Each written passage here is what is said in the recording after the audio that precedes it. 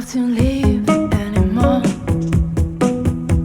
What I have is right here. Spend my nights and days before searching the world for what's right here. Thanks for being here tonight. Most of you know that tonight is the first event here at the Summit, and it's actually the first event for our literary program, and I'm in charge of that. My name is Kelly Page, and I'm the Summit's literary curator.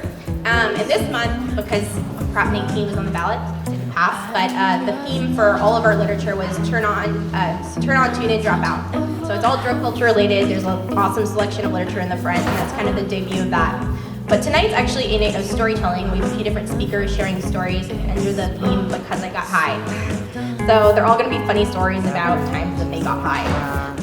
And the really important thing about tonight is that 10% of the proceeds from the cafe are going to the San Francisco Public Library. Anything at the cafe is going to the San Francisco Public Library. Additionally, we have some dessert specials tonight that are Munchie inspired by our chef Gabriel. I'd like to speak later. Is it about how you get high? Yes. I thought so. But we have some dessert specials up front. There's Lucy in the Sky with Diamonds, which is a plate of chocolate chip cookies, and a Mary Jane, which is a brownie. Both are ganja free, but they're amazingly delicious. Enjoy some coffee. Thanks, guys. So now I'll never explore.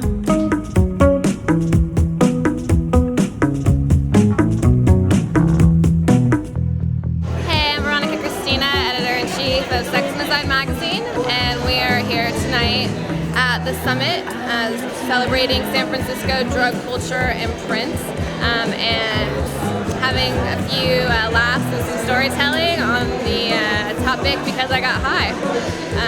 Curated by Kelly Kate Warren. She's one of our most popular writers. She writes the OK Cupid Chronicles, and sort of chronicles her dating life in San Francisco and all the assholes and freaky people she meets along the way. So we decided to come here tonight and help her out and kind of lend a little support to her event. She's the literary curator for the Summit, which is a new coffee shop, art space, literary space in the Mission. And this is their first event. So Sex and Design is really happy to be a part of it. The proceeds benefit the SM Public Library, and that's something our magazine is really passionate about. Just really celebrating the arts in San Francisco and trying to be a platform for artists, writers, designers, photographers, anyone from all walks of life, all ilks, just coming together and just celebrating being creative, and that's what this night is about. I guess since you saw Sex and Design last, we really expanded our photographic base. We're taking a lot of our own photographs, which have turned out to be really popular. We're also covering a little bit more of the art scene, a little bit more of the fashion scene. We're about to sort of change up the layout of the site, so that will be coming soon. We're also talking about moving into print, so you may see some actual paper copies of Sex and Design maybe beginning of next year, maybe January, February. And one thing that my partner Nico is actually spearheading is we are starting a Sex and Design After Dark series where you'll be able to actually tune into our parties and stream them live. So it's actually like you're right there. So look for that to be coming up within the next 2 or 3 months. So our next speaker tonight is a good friend of mine, Mr. Tori Bell Edwards. And tonight, actually, we both encountered a problem separately that we were trying to come up with awesome, funny, stoner high times stories that we could both tell, and they can't be the same story. But Tori has an awesome story for you guys tonight. This is Tori Bell Edwards with his story. Thanks, guys. All right, so this is the story about the time that doing acid got me fired from dog sitting duties. Okay, so I have a limited history with psychedelics. The first time I did shrooms was when I was 18 with my girlfriend in San Diego.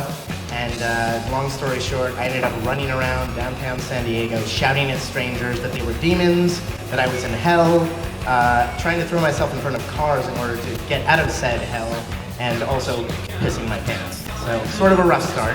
At the time, I was dating this girl. I had an open relationship with her, and she would occasionally fly out of town to go meet with this other guy, during which time I was allowed to pursue my own interests. the primary of said interest was this girl with whom I had really nothing in common. In fact, she was kind of like a Burning Man gypsy freak, but she was sort of a hedonistic muse in the sense that we were both constantly trying to outdo each other. Like, you know, we were like down for anything, down for everything, and that was literally the only thing we had in common. So one night we went to some dance night at the Makeout Room. And before the bar closed, she invited me across the street to a hookah bar. I don't know if you're familiar with a hookah bar across the street from the Makeout Room. I had never been there.